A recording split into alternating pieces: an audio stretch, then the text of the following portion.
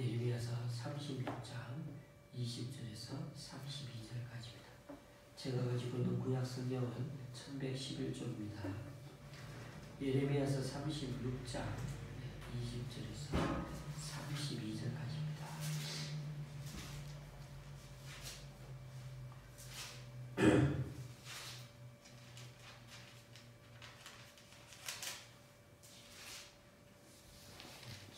장 20절에서 32절 교독하실 때 마지막 절을 같이 읽도록 하겠습니다. 그들이 두루마리를 서기관 엘리사마의 방에 두고 뜰에 들어가 왕께에 나아가서 이 모든 말을 왕의 귀에 아뢰니 왕이 여우디를 보내어 두루마리를 가져오게 하매 여우디가 서기관 엘리사마의 방에서 가져다가 왕과 왕의 곁에 선 모든 고관의 귀에 낭독하니 그때는 9째 달이라 왕이 겨울 궁전에 앉았고 그 앞에는 불피운 화로가 있더라. 여우디가 서너 쪽을 낭독하면 왕이 면도칼로 그것을 연하여 베어 화롯불에 던져서 두루마리를 모두 태웠더라. 왕과 그의 신하들이 이 모든 말을 듣고도 두려워하거나 자기들의 옷을 찢지 아니하였고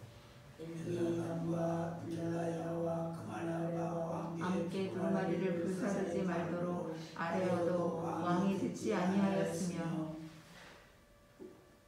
왕의 아들 예라모엘과 아스리엘의 아들 스라야와 압디엘의 아들 셀레마에게 명령하여 서기관 바룩과 선지자 예레미야를 잡으라 하였으나 여호와께서 그들을 숨기셨더라.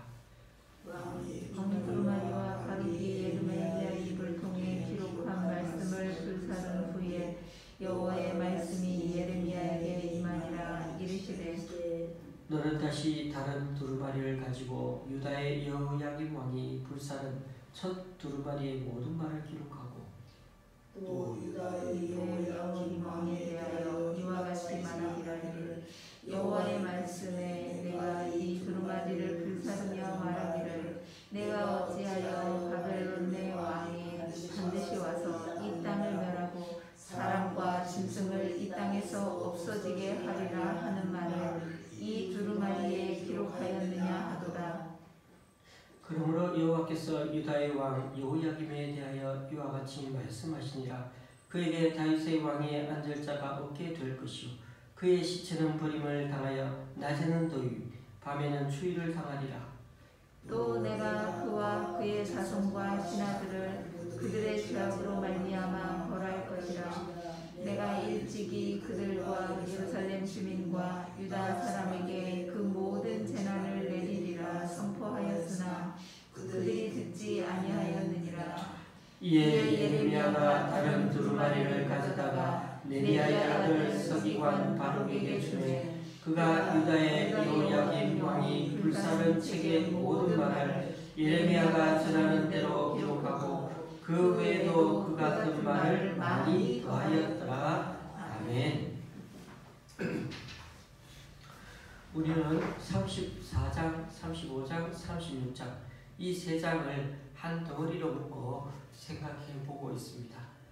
비록 34장은 시드기야 왕 때 내용이고 35장, 36장은 여호야김 왕 때 있었던 일이라 연대가 다른 이야기이지만은 순종과 불순종에 대한 하나님의 교훈이라는 점에서 예레미야서는 이렇게 차례로 실어놓은 것으로 보여집니다. 35장이 하나님께 철저하게 순종한 레갑 자손 이야기이니까 그 앞과 뒤로 배치된 두 왕 시드기야 왕과 여호야김 왕의 불순종과 이스라엘의 불순종을 얘기함으로써 순종한 사람과 불순종한 사람들을 자연스럽게 비교해 보게 된다는 것입니다. 그래서 그 다음 37장부터 시작되는 예루살렘 멸망이야말로 이제는 돌이킬 수 없는 하나님의 심판이요 망할 수밖에 없는 이유가 바로 여기에 있노라고 그렇게 명확히 밝혀주는 역할을 하고 있는 것입니다. 그런 점에서 하나님 말씀에 순종하지 않는 이스라엘의 그 생생한 신뢰가 이 36장에서도 이어지고 있습니다. 그런데 이 예를 든 케이스가 평범한 이스라엘 개인이 아니라 다윗의 자손의 왕이라는 점이 주목할 점입니다. 순종하는 사람의 본으로는 주일에도 말씀드렸습니다만 레갑 자손인데 이들 후손들이 누구인지 사실 그 계보나 족보 이름조차도 성경에서 제대로 소개되어 있지 않은 사람들입니다. 자기네들 이름으로 된 기업 땅 한 평조차도 없이 200년 넘게 떠도는 그런 집시족 같은 사람들이 오히려 하나님께 생뚱맞게 이 자리에서 예레미야의 입을 통해서 하나님께 칭찬을 듣는 데 반해 불순종하는 사람의 본으로는 최고의 권력을 지닌 다윗 가문의 왕을 거론한 것입니다. 이렇게 대조적인 두 왕의 이름을 불순종하는 대표적인 사례로 소개한다는 것은 결국 다윗 가문에 임할 하나님의 진노와 심판은 지극히 당연히 다가오는 것이라고 말씀하고 있는 것입니다. 예레미야 선지자는 요시야 왕 때부터 하나님의 부르심을 받아 선지자 사역을 했습니다.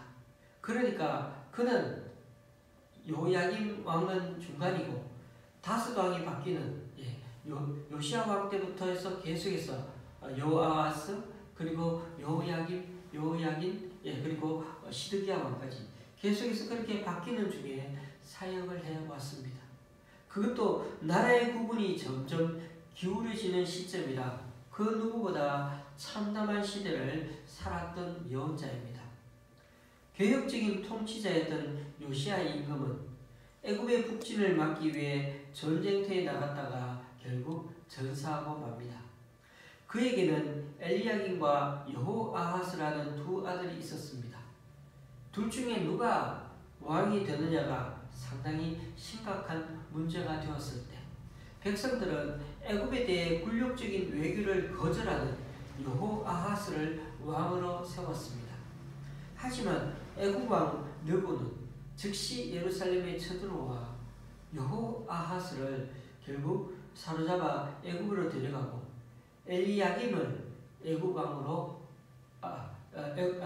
이 애굽 왕이 아니라 이 유다 왕으로 세웁니다. 그런 점에서 이 엘리야김은 꼭두각시 왕인 셈입니다.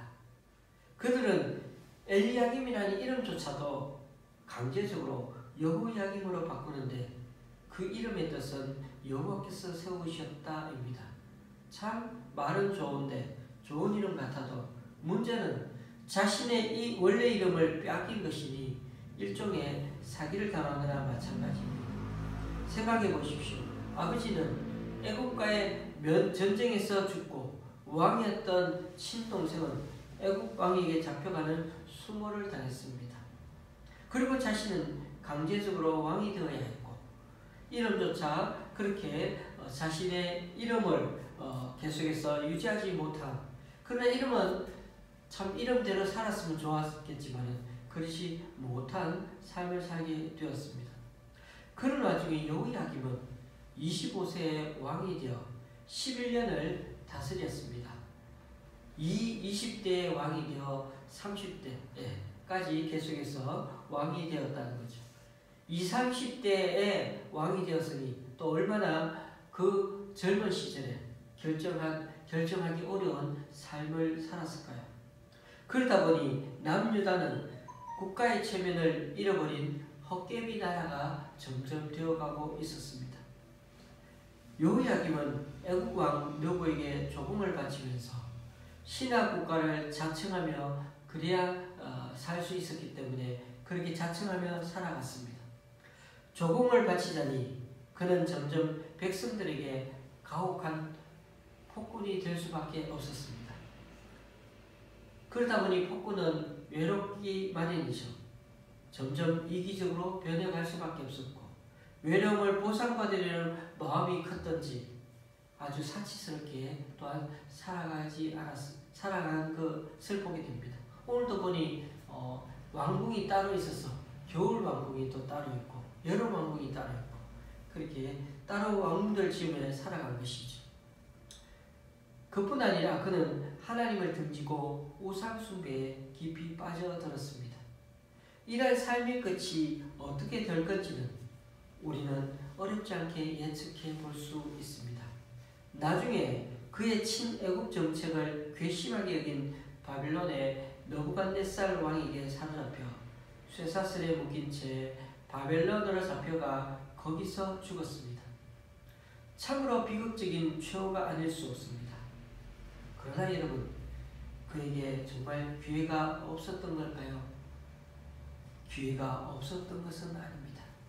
우리가 살펴보고 있는 성경 말씀은 오늘도 여호야김 왕에게 말씀을 들을 수 있도록 기회를 주십니다. 여호야김 4년에 하나님은 옥에 갇혀있는 예레미야에게 이제껏 그에게 주어졌던 모든 말씀을 기록하라고 명령하십니다.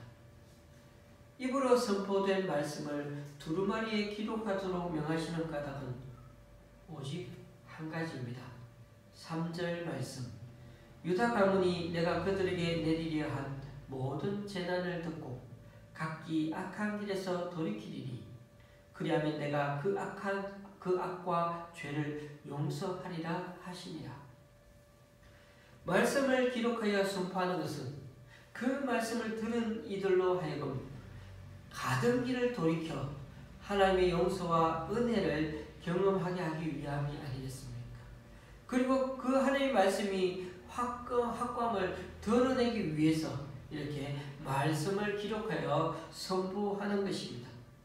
하나님은 모든 백성에게 그 뜻을 알리기 위해 그들이 듣든지 아니 듣든지 말씀을 전하기 원했고 무엇보다도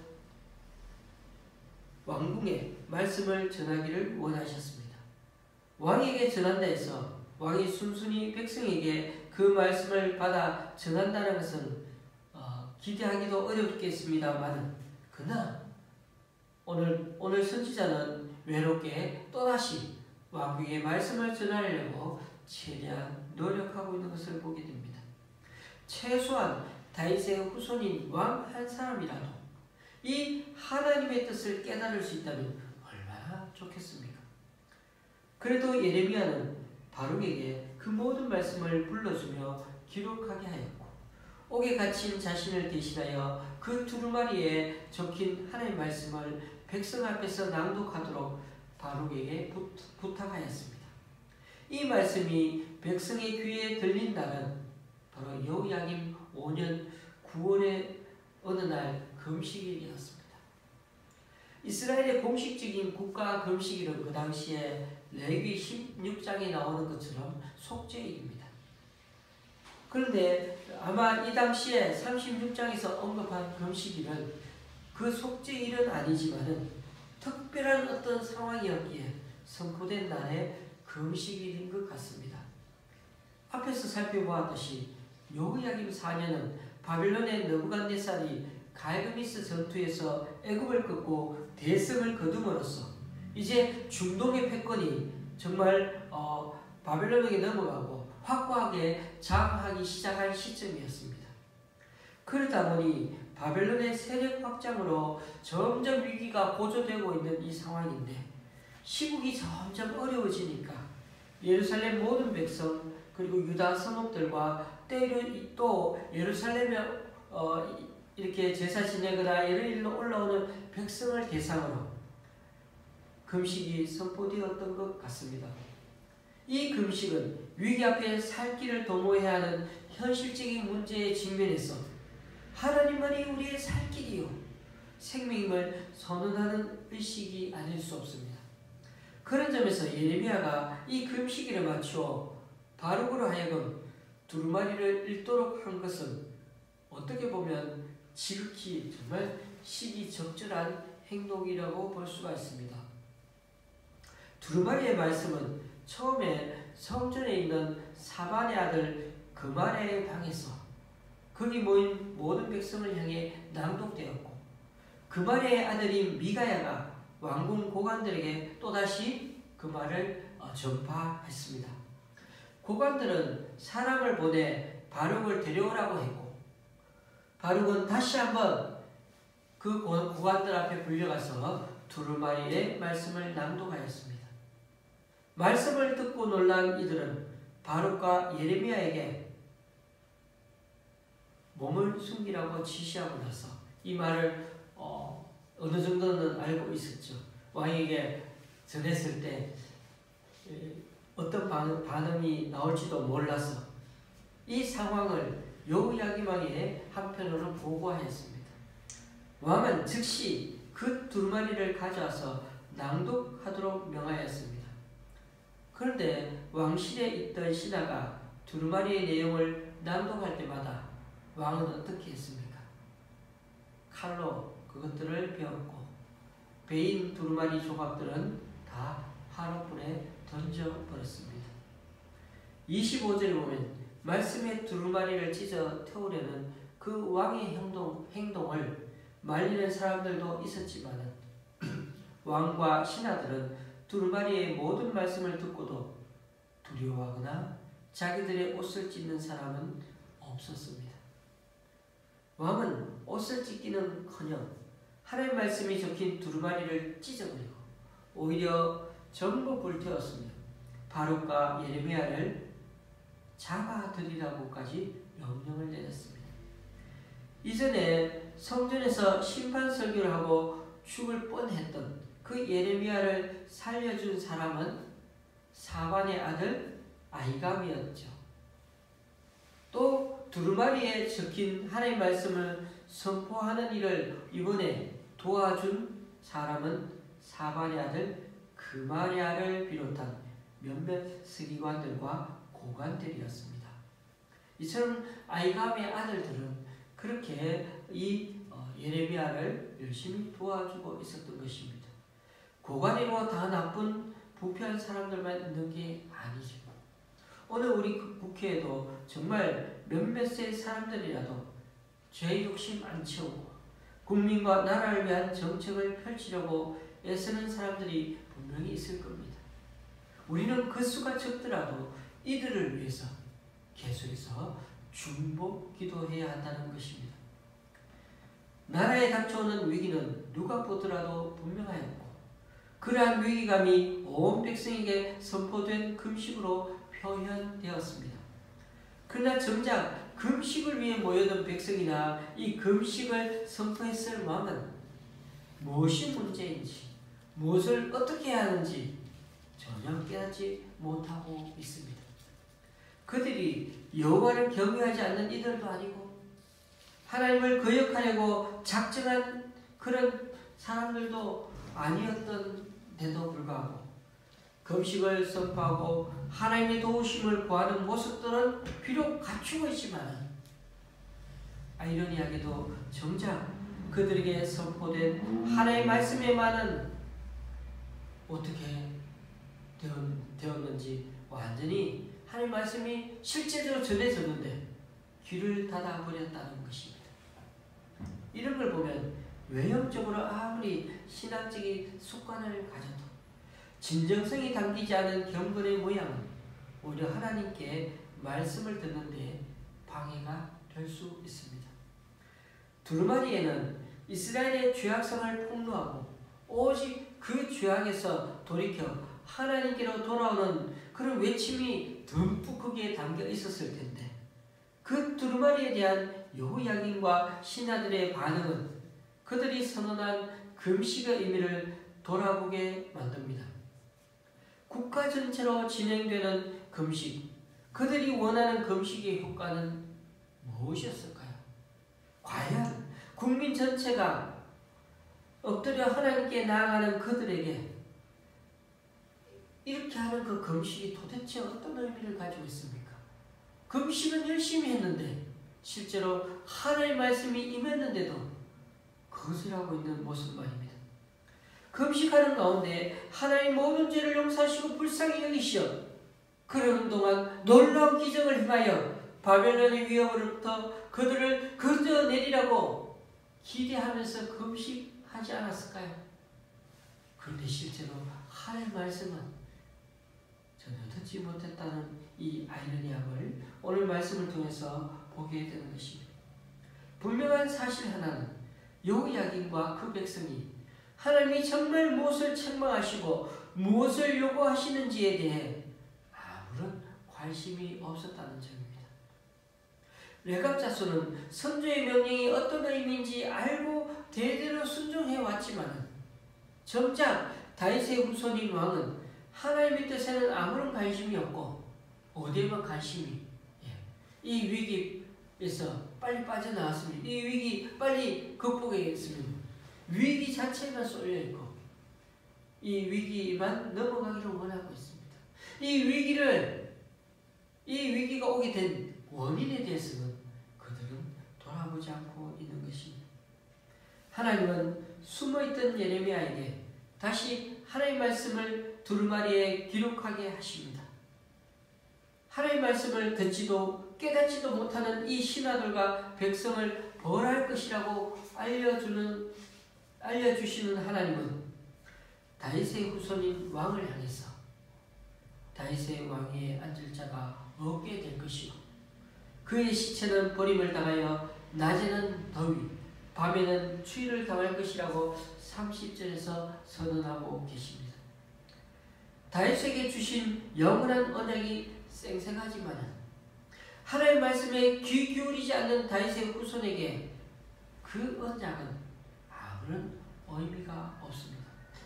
그의 후손 가운데 왕위에 앉을 자가 없고 그의 시체는 길가에 버림을 당하게 될 것입니다. 여호야김에 대한 하나님의 심판 선언은 인간의 그 무엇도 하나님의 약속과 은혜를 제 것이냐 당연시 여길 수 없음을 확실히 보여주고 있습니다. 다윗에게 영원한 약속을 하셨지만 그 모든 주권은 전적으로 하나님에게 있지 사람에게 있지 않았습니다. 왜냐하면 하나님은 돌들로도 아브라함의 자손을 만드실 수 있는 분이시기 때문입니다. 하나님을 향한 종교적인 열심과 외양으로 금식은 했지만 정작 하나님 말씀에는 귀 기울이지 않는 다윗의 후손을 기다리는 것은 영원한 언약이 아니라 결국은 비참한 추후만 그들에게 있었던 것입니다. 얼마 전에도 말씀드렸습니다만 예레미야 26장과 36장은 여러 공통점이 있습니다.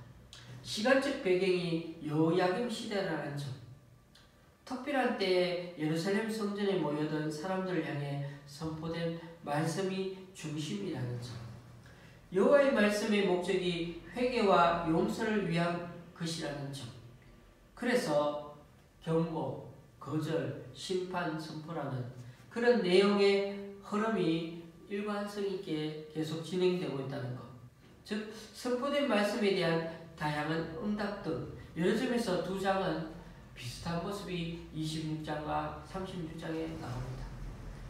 26장이 예루살렘 성전이 회파되고 저주거리가 되고 말 것이라는 선포라면 왜요? 예루살렘 성전 뜰에서 말씀을 전했으니까. 36장은 다윗 가문이 비참하게 몰락할 거라고 어디에? 왕궁에다가 선포하는 것입니다. 그러므로 공통된 유형을 따라 구성된 26장과 36장은 이스라엘이 그토록 강력하게 붙잡고 있던 신뢰하고 있던 신앙의 두 기둥이 산상조각나고 있음을 보여주고 있습니다. 그들 가운데 세워진 성전은 이스라엘의 자랑이었지만 그 성전은 전혀 그들을 도울 수도 건질 수도 없습니다. 나중에는 돌 하나 돌 위에 있지 않게 하나님께서 성전을 회파시키고 말지 않습니다. 다윗에게 주신 언약은 영원하고 예루살렘도 결코 무너지지 않을 거라고 여겼지만 하나님은 다윗의 왕위에 앉을 자가 없게 하겠다고 돌 하나 돌 위에 없게 한 거와 똑같이 예루살렘이 멸하고 사랑과 짐승이 사라질 것이라고 선포하고 계십니다. 하나님의 말씀에 두루마리에 응답하지 않는 한 성전도 영원한 언약도 무의미할 뿐입니다. 이스라엘을 지탱하는 기둥과도 같은 이 두 가지를 산산조각내고 있는 예레미야의 사역은 결코 평안할 수 없을 것이 자명했습니다. 지금까지도 고난 가득한 삶이었지만 앞으로 그에게 닥쳐올 삶 역시 전부 다 결코 쉽지 않은 길일 수밖에 없습니다. 말씀을 맺습니다. 하나님은 그들이 듣든 아니 듣든 하나님의 말씀을 전하고 듣게 하십니다. 말씀을 태워버릴지라도 하나님은 또다시 말씀을 전하러 선지자를 보내십니다. 그러니 하나님의 말씀을 들을 기회가 없었다는 말을 우리는 더 이상 할 수 없습니다. 또 하나, 아무리 언약에 기초한 영원한 다윗 왕가일지라도, 아무리 매일 신앙을 고백하며 모이는 성전일지라도 이런 것을 믿음의 대상으로 삼거나 위로의 대상이나 우리가 천국 가는 담보로 안전빵으로 삼아서는 결코 안 될 것입니다. 우리의 믿음은 오직 현재이며 비록 지금까지 수많은 죄를 지었다 할지라도 지금 이후로 하나님을 붙잡는 자에게는 하나님의 은혜가 머무를 것입니다. 오늘도 저와 여러분의 삶이 오늘 이 여호야김의 불순종과 이스라엘 백성들의 모습을 통해서 늘 현재의 근거에서 찾아오시고 또 여전히 말씀하시는 그 하나님의 말씀을 지금 이 순간 우리가 엎드리며 겸손하게 들으로 말미암아 이번 남은 3일간 삶 속에서도 더욱더 믿음으로 주님 앞에 응답하며 살아가는 저와 여러분 될 수 있기를 바랍니다. 기도하시겠습니다. 하나님 아버지, 오늘도 여호야김 왕의 불순종의 모습이 결국 그 인생 가운데서 하나님의 말씀의 기회가 없었다고 할 수 없었던 것은 늘 하나님께서는 듣든 아니 듣든 찾아오시고 말씀하시는 분이심을 다시 알게 됩니다. 주님, 오늘도 우리 하나님의 여전히 고집스럽고 여전히 우리를 사랑하시고 여전히 놓지 않으시는 그 하나님의 사랑 앞에 우리들 각자 결코 우리들 자신의 믿음의 대상이 뭔가 우리가 가지고 있는 것, 세워나가고 있는 것들에 의지하고 살아가는 것이 아니라 신앙의 열정과 신앙의 자신감으로 살아가는 것이 아니라 내가 세워나가는 여러 가지 신앙의 연륜에 금난 것이 아니라 오늘 이 순간에 지금도 들려주시고 지금도 찾아오시는 그 하나님의 사랑과 은혜에 굴복하고 그 말씀 앞에 엎드림으로 말미암아 이 현재 지금도 주님 앞에 엎드리는 주님의 종으로 살아가는 우리 각자가 될 수 있도록 인도하여 주시옵소서. 오늘도 이 한 주간 남은 3일간의 삶이 날마다 들려주시는 주님의 은혜, 성령의 영생에 민감하게 응답하며 살아가는 우리들 각자의 삶이 될 수 있기를 간절히 바라오며 예수님의 이름으로 기도드려